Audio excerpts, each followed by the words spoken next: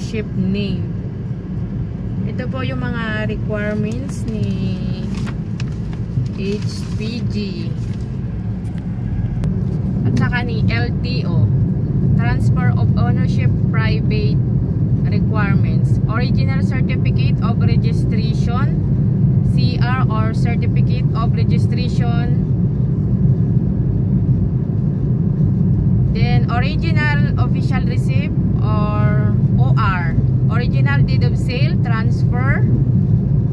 At saka confirmation letter or confirmation of registration certificate.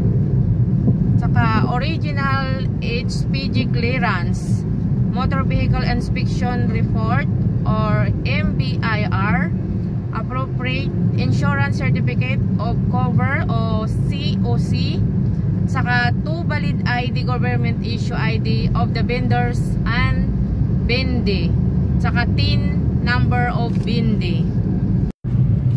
Ayan po, papunta na kami ng Imus. Itong tinatahak namin ay Centennial Road.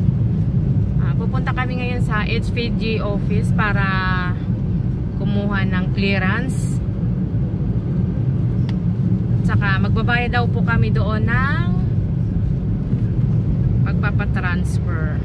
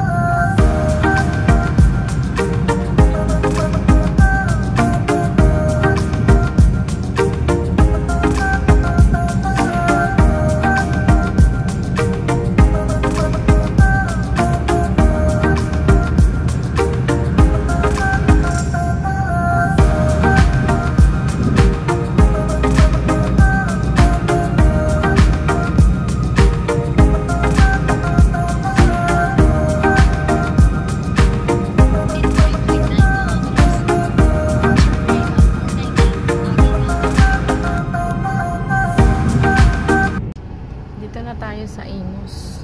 Lapit na tayo sa HPG office. Traffic.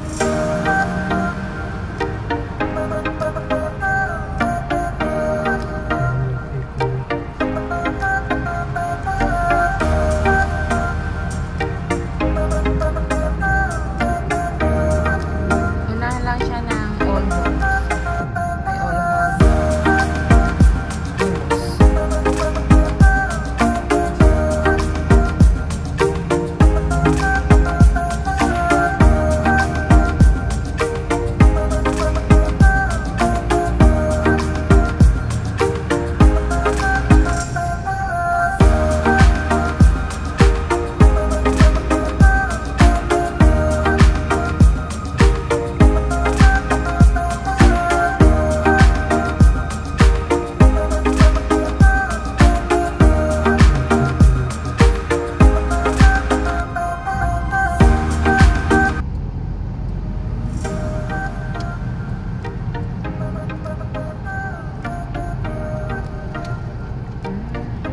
Siya sa may Kabso Imus. Malapit nga daw sa Kabso. Ang way dito ay pasok sa Cavite State University. Katabi lang siya ng Cavite State University. Diyan siguro. O dito.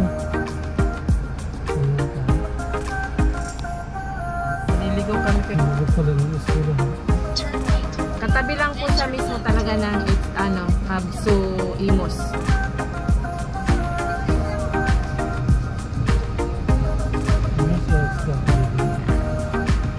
Ligaw-ligaw na kami.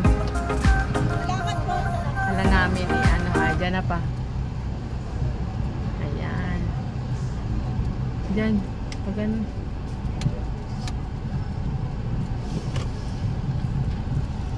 Dito sa dulo.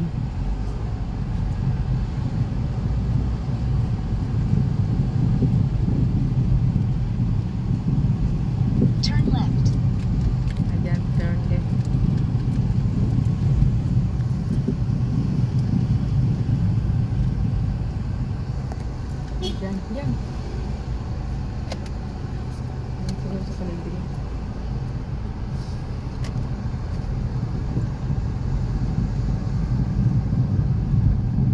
You arrived at your destination. Cavite Computer Center Building. Ah, ito na. Ito na nga. Ay, Yung LDG. Ano ba? dito na. Ayan. Yan, andito na ako sa HPG office. Pagdating ng pasanang requirements, nagbabayaran po na 720. Pwede po online, pwede po sa land bank mismo magdadirect ng bayad. Pero sa akin po ay tinanggap yung sa online. Kaya dito waiting pa rin po ako dito sa labas.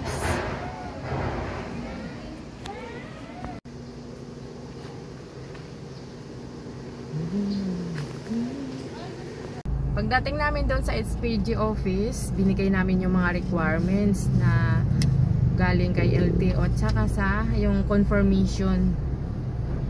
Pagkatapos nun, nag-antay kami ng ilang oras. Ang kasunod po nun ay tinignan po yung chassis number at saka engine number kung tugma doon po sa rehistro. Kasi minsan daw po tugma do ay okay sa LTO, pero pagdating sa HPG ay hindi na po tugma. Kumbaga, pinalitan na yung makina. Kaya, pag nalaman nila na okay, at yun pa rin yung makina na nakakabit, bibigyan po kayo nito ng para sa releasing.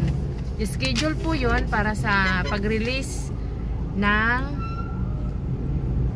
requirements para doon na po sa pag-transfer ng pangalan sa LTO. Kami po ay pinapabalik ng March 4 to balit pinatras ko ng March 7 dahil DO po yun ng asawa ko. Wala kasi akong driver papunta dito sa Imos dahil medyo malayo po kami nasa Naik. Pwede naman pakiusapan ko naman na kung pwede ay sa DO na lang namin kukunin dahil ito po ay may expiration. 7 days lang daw po ito dapat madala mo na sa LTO, kaya pina-adjust ko yung schedule. Ito po yung harap ng releasing. Waiting na lang tayo na tawagin. Nandun na po yung form, binigay ko na. Ayan, nakuha na po namin yung clearance. Diretso na po kami ng LTO. Ang expiration nito ay hanggang 7 days lang, kaya kailangan pag nakuha nyo ay diretso na sa LTO para hindi abutan ng expiration. Pag naabutan pala ng expiration yung itong clearance, babalik po kayo sa dati kung anong nasimulan nyo sa simula hanggang matapos. Kaya kinakailangan kung ayaw nyo pong maabutan ng expiration, kinakailangan dalhin nyo na po sa LTO kasi once na naabutan kayo ng expiration, back to number 1 po kayo ulit. Pagkatapos po maibigay ng HPG yung clearance, balik po tayo dito sa insurance para kumuha ng endorsement letter. Pagkakuha po ng endorsement letter, balik ulit sa LTO. Ito na po, nakuha ko na yung endorsement. Babalik na ako sa LTO. Wala pong bayad yung pagkuha ng endorsement. Basta kung saan ka kumuha ng insurance, doon ka rin kukuha ng endorsement. Yan, tinatawa ko na lang yung pagod ko at saka sakit sa ulo. Ayan, dahil hindi pumasa yung aming busina sa inspection ni LTO, dahil paus nga daw, nagpalit kami ng busina. Sana ito ay pumasa na, kasi doon na lang ang bagsak namin, busina. Kasi paus nga daw yung busina namin. Bumili kami ngayon ng mas malakas. Sana ay pumasa na. Grabe na, pagod na ang aking katawang lupa. Ang hirap pala talaga. Kala ko sa HPG lang inspection, hanggang dito pala sa LTO. Ang binayaran ko po sa cashier sa releasing ay 210. Ito na siya. Pagkatapos nun, yung ang tawag dito pa? Certificate of Registration. Ito na yung CR. Ganito na yung itsura. Hindi na siya yung kulay dilaw na maliit.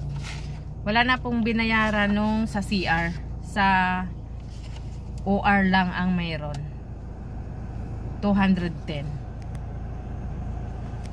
Hanggang dito na lang pang aking video. Thank you so much for watching. Bye-bye. I love you all.